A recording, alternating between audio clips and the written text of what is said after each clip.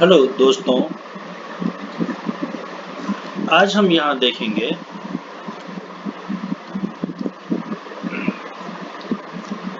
NCERT science की class 9th chapter number 3। ये topic है एटम्स एंड मॉलिक्यूल्स। दोस्तों, तैयारी के दौरान हमें खासकर हिंदी मीडियम के स्टूडेंट को इस तरह से तैयारी करना चाहिए कि उसे हिंदी में और इंग्लिश में दोनों लैंग्वेज में, दोनों भाषा में आसानी हो बातों को समझने में, टॉपिक को समझने में, पढ़ने में। इसलिए हम दोनों भाषा बाइलिंगुअल समझने की कोशिश करेंगे।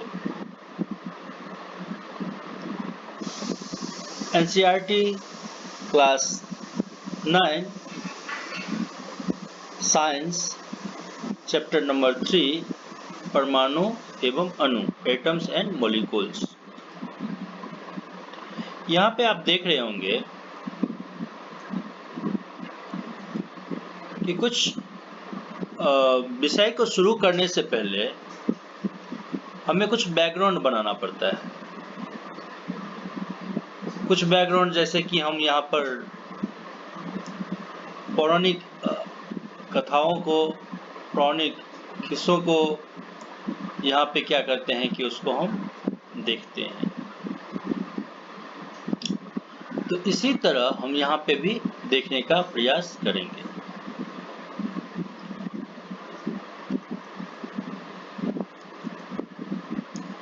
यहाँ पे कहा गया है कि प्राचीन भारतीय एवं ग्रीक दार्शनिक। दोस्तों, जब हम एनसीईआरटी को अध्ययन कर रहे होते हैं, हर कॉम्पिटिशन्स की तैयारी करने वाले स्टूडेंट को आप सुनेंगे कि एनसीईआरटी पढ़ना चाहिए, एनसीईआरटी पढ़ना चाहिए, एनसीईआरटी पढ़ना चाहिए। बट क्यों? क्योंकि उसमें ऐसे टॉपिक्स को इस तरह से उसमें बताया गया होता है कि जो आपको सामान्यतः किसी भी अच्छे बुक्स में आपको वो नहीं मिलेगा।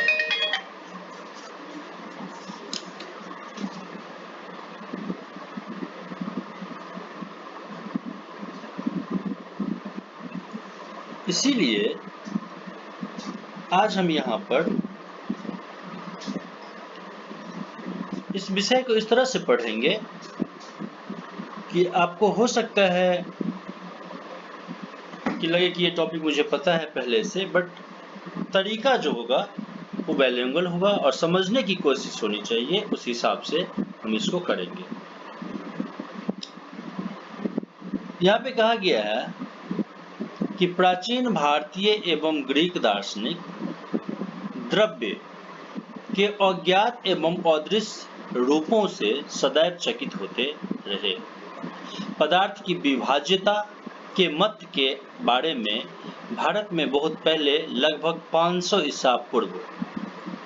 अब देखिए, यहाँ पर 500 ईसा पूर्व लिखा गया है। यहाँ पर कहा गया कि 500 ईसा पूर्व,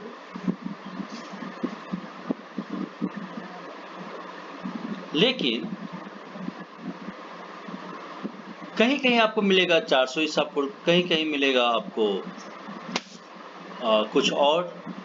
तो यहाँ पर हमें तारीख और ये ऐसे तिथि को पूछने की कम आशा होती है। फिर भी हम ये जानकारी के लिए जानते हैं कि इसे हम क्या करते हैं कि 500 ईसा पूर्व विचार व्यक्त किया गया था। किसके लिए विचार व्यक्त किया गया था? किसके लिए विचार व्यक्त किया गया था? 500 ईसा पूर्व विचार व्यक्त किया गया था विभाज्यता। किसकी विभाज्यता? पदार्थ की। यहाँ पे ध्यान देंगे, यहाँ पे द्रव्य और यहाँ पे पदार्थ। प्राचीन भारतीय एवं ग्रीक दार्शनिक द्रव्य के अज्ञात एवं अदृश्य रूपों से सदैव चकित होते रहे। पदार्थ की विभाज्यता के मत के बारे में भारत में बहुत पहले, लगभग 500 ईसा पूर्व विचार व्यक्त किया गया था। भारतीय दार्शनिक महर्षि कणाद, जिसे महर्षि कणाद इंग्लिश में भी लिखा गया है, ने प्रतिपादित किया था कि यदि हम द्रव्य यानी पदार्थ को विभाजित करते जाएं तो हमें छोटे छोटे कण प्राप्त होते जाएंगे तथा अंत में एक सीमा आएगी जब प्राप्त कण को पुनः विभाजित नहीं किया जा सकेगा, अर्थात वह सूक्ष्मतम कण अविभाज्य रहेगा। जो सबसे छोटा कण होगा, जो छोटा कण होगा वो क्या होगा? अविभाज्य होगा। इसे हम अब विभाज्य नहीं कर सकते, हम इसे तोड़ नहीं सकते हैं। कहने का तात्पर्य यह। इस अविभाज्य सूक्ष्मतम कण को उन्होंने परमाणु कहा। इसी अविभाज्य सूक्ष्मतम कण को उन्होंने क्या कहा? परमाणु कहा। किसने कहा? कणाद। अब कहानी चेंज होती है यहाँ पर। एक अन्य भारतीय दार्शनिक, ध्यान देने की बात है कि महर्षि कणाद भी भारतीय दार्शनिक के रूप में आप देख रहे हैं और यहाँ दूसरा भी हम भारतीय दार्शनिक के रूप में देखेंगे। पकुद्धा कात्यायन, जिसे हम कात्यायाम के नाम से जानते हैं, पकुद्धा कात्यायान ने इस मत को विस्तृत रूप से समझाया तथा कहा कि ये कण सामान्यतः संयुक्त रूप में पाए जाते हैं। जो यह कण है सो सामान्यतः संयुक्त रूप में पाए जाते हैं, जो हमें द्रव्यों के भिन्न भिन्न रूपों को प्रदान करते हैं। लगभग इसी समय, अब हम दूसरे बाहर के दार्शनिकों की बात करते हैं। लगभग इसी समय ग्रीक दार्शनिक डेमोक्रिटस और लियूसिपस ने सुझाव दिया था कि यदि हम द्रव्य को विभाजित करते जाएं तो एक ऐसी स्थिति आएगी जब प्राप्त कण को पुनः विभाजित नहीं किया जा सकेगा। उन्होंने इन अविभाज्य कणों को परमाणु अविभाज्य कहा था। ये सभी सुझाव दार्शनिक विचारों पर आधारित थे। यानी हम भारतीय दार्शनिक के रूप में दो को देख चुके हैं, एक महर्षि कणाद को और दूसरा जो है पकुआ कात्यायान को। और इसी समय ग्रीक दार्शनिक जो है सो डेमोक्रिटस और लियूसिपस द्वारा सुझाव दिया गया कि द्रव्य को विभाजित करते जाएं तो एक ऐसी स्थिति आएगी जब प्राप्त कण को पुनः विभाजित नहीं किया जा सकेगा। उन्होंने इस अविभाज्य कणों को परमाणु अर्थात अविभाज्य कहा। ये सभी सुझाव दार्शनिक विचारों पर आधारित थे। इन विचारों की वैधता सिद्ध करने के लिए 18वीं शताब्दी तक कोई अधिक प्रयोगात्मक कार्य नहीं हुए। यानी 500 ईसा पूर्व से जो बात कही जा रही थी या आ रही थी, प्रायोगिक तौर पर, प्रैक्टिकल तौर पर उसको 18वीं सदी तक कहीं भी हम उसका प्रमाण नहीं पाते हैं। हुआ क्या कि फिर 18वीं सदी के बाद लगभग उसी के समय 18वीं सदी के अंत तक वैज्ञानिकों ने तत्वों एवं यौगिकों के बीच भेद को समझा। तत्वों एवं यौगिकों के बीच भेद को समझा तथा स्वाभाविक रूप से यह पता करने के इच्छुक हुए कि जो तत्व है वो कैसे तथा क्यों संयोग करते हैं। अभी हमने क्या पढ़ा था कि जो तत्व है, जो एलिमेंट है, जो तत्व है वो और जो पदार्थ बनते हैं, जो जुड़े हुए रहते हैं, वो कैसे आपस में और क्यों संयोग करते हैं, क्यों एक साथ जुड़ते हैं। जब तत्व परस्पर संयोग करते हैं तब क्या होता है? वैज्ञानिक आंतवा एल लवाइजिए, जिसको इंग्लिश में हम लैवोजियर कहते हैं बट हिंदी प्रोनाउंसिएशन में हम लवाइजिए पढ़ते हैं, एंटोनिए एल लवाइजियर ने रासायनिक संयोजन के दो महत्वपूर्ण नियमों को स्थापित किया, जिसने रसायन विज्ञान को महत्वपूर्ण आधार प्रदान किया। लैवोजियर, इसी आधार पर हम ये चीज देखते हैं। रासायनिक संयोजन के नियम, संयोजन कैसे उन्होंने किया, तो लवाइजिए एवं जोसेफ एल प्रॉस्ट, जोसेफ जिसे हम इंग्लिश में कहते हैं, जोसेफ एल प्रॉस्ट ने बहुत अधिक प्रायोगिक कार्यों के पश्चात रासायनिक संयोजन के निम्नलिखित दो नियम किए। कैसे? दो नियम कौन सा होगा? एक होगा द्रव्यमान संरक्षण का नियम, जो 3.11 में आप देख रहे हैं, द्रव्यमान संरक्षण का नियम, और 3.1 के बाद जो दूसरा होगा वो होगा स्थिर अनुपात का नियम। स्थिर अनुपात का नियम, दो नियम यहाँ पे दिया गया है। अब हम इसी बात को पहले इंग्लिश में देख लेते हैं। Atoms and molecules, same topic है, यहाँ पे सेम बातें कही गई है, बस इंग्लिश में हमें इसे एडिट कर देना है अंडरस्टैंडिंग के लिए, कि जिन बच्चों को हिंदी में वो पढ़ते हैं, तैयारी करते हैं, उसे मेरी सुझाव ये होगी कि आप इंग्लिश में भी उस टॉपिक को देखते जाएं, समझने की कोशिश करते जाएं। The same things as ancient Indian and Greek philosophers have always wondered about the unknown and unseen form of matter. The idea of divisibility of matter was considered long back in India, around 500 BC, 500 BC पहले, and Indian philosophers Maharshi Kanad postulated that if we go on dividing matter, पदार्थ को हम division करते जाएं, we shall get smaller and smaller particles, हम छोटे छोटे particles को प्राप्त करेंगे. Ultimately, a stage will come when we shall come across the smallest particles, beyond which further division will not be possible. जब हम पदार्थ को तोड़ते जाएंगे तो एक ऐसा स्थिति आएगा जहां से हम उस पार्टिकल्स को अलग अलग नहीं कर सकते हैं. He named these particles परमाणु. उसी पार्टिकल्स को, छोटे सा कण को, इन्होंने परमाणु नाम दिया है.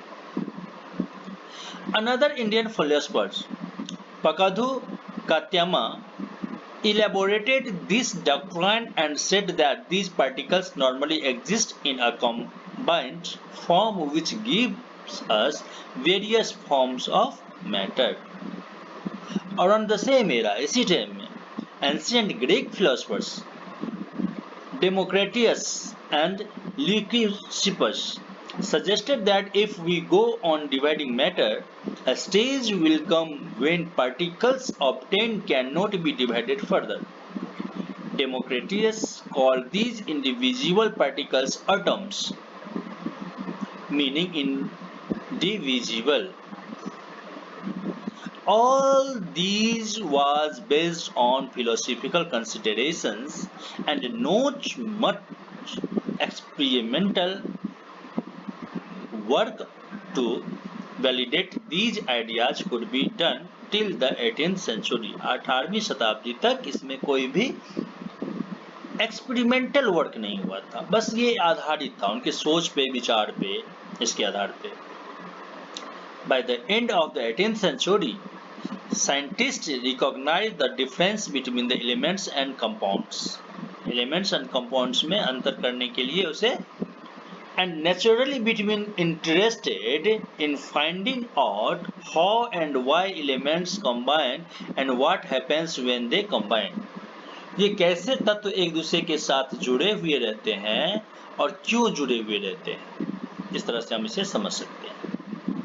Another, Antoine Lavoisier laid the foundation of chemical sciences by establishing two important laws of chemical combination. Chemical combinations के two laws इन्होंने दिया. First को क्या कहा? Law of chemical combinations. 3.1 Law of chemical combination. इसको हम देखेंगे. ये chemical combinations के कारण होते हैं. और जो second है उसको हम क्या कहते हैं? Law of constant proportions. Law of constant proportions. Law of conservation of mass. Law of chemical combination में the following two laws of chemical combinations were established after much experimentations by Lavoisier and Joseph L. Proust। जो first क्या था, law of conservation of mass. Law of conservation of mass, यहीं पर हम हिंदी में अभी देख रहे थे। जो फर्स्ट था नियम वो क्या था, प्रथम नियम कि द्रव्यमान संरक्षण का नियम। इसको हम देखेंगे कि जब रासायनिक परिवर्तन, रासायनिक अभिक्रिया संपन्न होता है तब क्या द्रव्यमान में कोई परिवर्तन होता है। यहाँ पे एक वर्क दिया गया है, क्रियाकलाप दिया गया है, इसे आप देख सकते हैं। द्रव्यमान संरक्षण के नियम के अनुसार किसी रासायनिक अभिक्रिया में द्रव्यमान का न तो सृजन किया जा सकता है और न ही विनाश। इसका नियम जो एग्जाम्पल दिया गया है उस तौर पे हम क्या कह सकते हैं, जो फर्स्ट नियम है द्रव्यमान संरक्षण का नियम, द्रव्यमान का क्या कर रहा है यहाँ पे, संरक्षण। इंग्लिश में हम क्या देख रहे थे, इसी को नियम को क्या कहते हैं, law of conservation of mass. Law of conservation, conserve कर रहा है, संरक्षण कर रहा है मास का, द्रव्यमान का। जब रासायनिक परिवर्तन या रासायनिक अभिक्रिया संपन्न होता है तब क्या द्रव्यमान में कोई परिवर्तन होता है या नहीं होता है। तो यहाँ पे हम क्या निकाल के देख रहे हैं रिजल्ट, कि नहीं होता है। द्रव्यमान संरक्षण के नियम के अनुसार किसी रासायनिक अभिक्रिया में द्रव्यमान का जो मास होता है का न तो सृजन किया जा सकता है और न ही विनाश। दूसरा क्या है, स्थिर अनुपात का नियम। अगर हम अनुपात को स्थिर रखेंगे, जो सेकंड लॉ है वो क्या कहता है कि law of constant proportions, constant proportions. Lavoisier और अन्य वैज्ञानिकों ने इस बात पर प्रकाश डाला कि कोई भी यौगिक दो या दो से अधिक तत्वों से निर्मित होता है। इस प्रकार प्राप्त यौगिकों में इन तत्वों का अनुपात स्थिर होता है, चाहे इसे किसी स्थान से प्राप्त किया गया हो अथवा किसी ने भी इसे बनाया हो। यौगिक जल में हाइड्रोजन एवं ऑक्सीजन के द्रव्यमानों का अनुपात सदैव 1:8 होता है, चाहे जल का स्रोत कोई भी हो। इसी प्रकार यदि 9g मीन्स 9 ग्राम जल का अपघटन करे तो सदैव 1 ग्राम हाइड्रोजन तथा 8 ग्राम ऑक्सीजन ही प्राप्त होगी। इसी प्रकार अमोनिया NH3 में नाइट्रोजन एवं हाइड्रोजन द्रव्यमानों के अनुसार सदैव 14:3 14:3 के अनुपात में विद्यमान रहते हैं, चाहे अमोनिया किसी भी प्रकार से निर्मित हुई हो अथवा किसी भी स्रोत से ली गई हो। उपरोक्त उदाहरणों से स्थिर अनुपात के नियम की व्याख्या होती है, जिसे निश्चित अनुपात का नियम भी कहते हैं। प्रॉस्ट ने इस नियम को इस प्रकार से व्यक्त किया था कि किसी भी यौगिक में तत्व सदैव एक निश्चित द्रव्यमानों के अनुपात में विद्यमान होते हैं।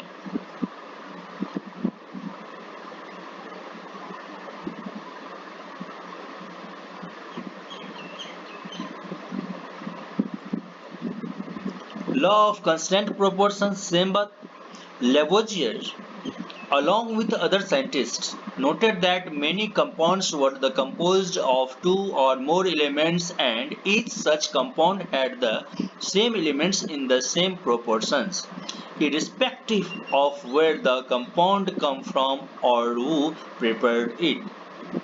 In a compound such as water, the ratio of the mass of hydrogen to the mass of oxygen is always 1:8.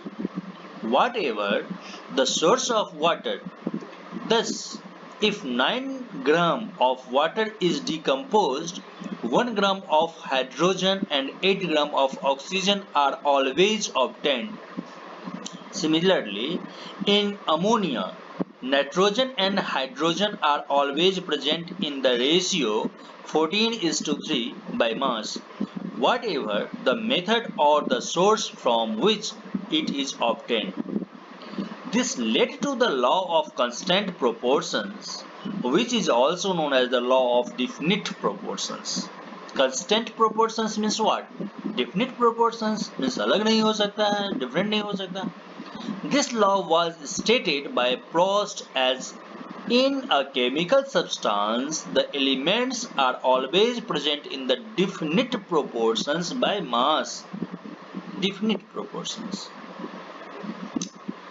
The next problem faced by scientists was to give appropriate explanations of these laws. British chemist John Dalton provided the basic theory about the nature of matter. Dalton picked up the idea of divisibility of matter, which was till then just a philosophy. He took the name atoms as given by the Greeks and said that the smallest particles of matter are atoms. His theory was based on the law of chemical combinations. Dalton's atomic theory provided an explanation for the law of conservation of mass and the law of definite proportions. यहाँ हम John Dalton के बारे में थोड़ी सी जानकारी दी गई है, वो आप देख सकते हैं। और डाल्टन का क्या थ्योरी था, उसको क्या कह सकते हैं, इस आधार पे इसे क्लासिफाइड किया गया है। According to Dalton's atoms theory, all matter, whether an element, a compound, or a mixture, is composed of small particles called atoms. The postulates of this theory may be stated as follows. First में क्या है? First में है कि all matter is made of very teeny particles called atoms which participate in chemical reactions. Second, atoms are indivisible particles which cannot be created or destroyed in a chemical reactions. Third, atoms of a given element are identical in mass and chemical properties. And fourth, atoms of different elements have different masses and chemical properties. Fifth, atoms combine in the ratio of small whole numbers to form compounds. And sixth, the relative number and kinds of atoms are constant in the given compound. You will study the next chapter that all atoms are made of steel smaller particles. ये next chapter में आप अध्ययन करेंगे, इसके बारे में जानकारी दी गई है। बट यहाँ पे वही बात को हम फिर से देख सकते हैं जो उन्होंने कहा था कि उपरोक्त उदाहरणों से स्थिर अनुपात के नियम की व्याख्या होती है, जिसे निश्चित अनुपात का नियम भी कहते हैं। प्रॉस्ट ने इस नियम को इस प्रकार से व्यक्त किया था, किसी भी यौगिक में तत्व सदैव एक निश्चित द्रव्यमानों के अनुपात में विद्यमान होते हैं। डाल्टन के अनुसार वैज्ञानिकों की अगली समस्या इन नियमों की उचित व्याख्या करने की थी। अंग्रेज रसायनज्ञ मीन्स रसायन के अध्ययन करने वाले वैज्ञानिक जॉन डाल्टन ने द्रव्यों की प्रकृति के बारे में एक आधारभूत सिद्धांत प्रस्तुत किया। डाल्टन ने द्रव्यों की विभाज्यता का विचार प्रदान किया, जिसे उस समय तक दार्शनिकता माना जाता था। ग्रीक दार्शनिकों के द्वारा द्रव्यों के सूक्ष्म अविभाज्य कण, जिसे परमाणु नाम दिया था, उसे डाल्टन ने भी परमाणु नाम दिया। डाल्टन का यह सिद्धांत रासायनिक संयोजन के नियमों पर आधारित था। डाल्टन के परमाणु सिद्धांत ने द्रव्यमान के संरक्षण के नियम एवं निश्चित अनुपात के नियम की युक्ति संगत व्याख्या की। डाल्टन के परमाणु सिद्धांत के अनुसार सभी द्रव्य, चाहे तत्व, यौगिक या मिश्रण जो भी हो, सूक्ष्म जीवों से बने होते हैं, जिन्हें परमाणु कहते हैं। डाल्टन के सिद्धांत की विवेचना इस निम्न प्रकार से कर सकते हैं। सभी द्रव्य परमाणुओं से निर्मित होते हैं जो कि रासायनिक अभिक्रिया में भाग लेते हैं। परमाणु अविभाज्य सूक्ष्म कण होते हैं जो रासायनिक अभिक्रिया में न तो सृजित होते हैं और न ही उनका विनाश होता है। दिए गए तत्व के सभी परमाणुओं का द्रव्यमान एवं रासायनिक गुणधर्म समान होते हैं। भिन्न भिन्न तत्वों के परमाणुओं के द्रव्यमान एवं रासायनिक गुणधर्म भिन्न भिन्न होते हैं। भिन्न भिन्न तत्वों के परमाणु परस्पर छोटी और पूर्ण संख्या के अनुपात में संयोग कर यौगिक निर्मित करते हैं। किसी भी यौगिक में परमाणुओं की सापेक्ष संख्या एवं प्रकार निश्चित होते हैं। आप अगले अध्याय में अध्ययन करेंगे कि परमाणु में और भी छोटे छोटे कण विद्यमान होते हैं, that is different thing. But यहाँ पे डाल्टन के बारे में थोड़ा सा दिया गया तो आप देख सकते हैं। ये है जॉन डाल्टन साहब, आप उनका फोटो देख रहे हैं। जॉन डाल्टन नाम लिखा हुआ है। जॉन डाल्टन का जन्म 1766 में इंग्लैंड में एक गरीब जुलाहा परिवार में हुआ था। 12 वर्ष की आयु में उन्होंने एक शिक्षक के रूप में अपनी जीविका शुरू की। 7 साल बाद वह एक स्कूल के प्रिंसिपल बन गए। सन 1793 में जॉन डाल्टन एक कॉलेज में गणित, भौतिकी और रसायन शास्त्र पढ़ाने के लिए मैनचेस्टर चले गए। वहां पर उन्होंने अपने जीवन का अधिकांश समय शिक्षण और शोध कार्य में व्यतीत किया। सन 1808 में इन्होंने परमाणु सिद्धांत को प्रस्तुत किया, जो द्रव्यों के अध्ययन के लिए महत्वपूर्ण सिद्धांत साबित हुआ। तो यहाँ पर हम देखे हैं कि परमाणु का जो फिलॉसफी है, जो कैसे ये काम किया, कैसे हुआ, उसके बारे में सारी बातें हुई। अब हम इसे देखेंगे परमाणु क्या होता है। ठीक, बीच बीच में कुछ क्वेश्चंस दिए गए हैं, आप उसे देख सकते हैं, सॉल्व कर सकते हैं। तो नेक्स्ट हम अगली क्लास में आप लोगों को इस बात को हम क्लियर करेंगे। Okay, thank you.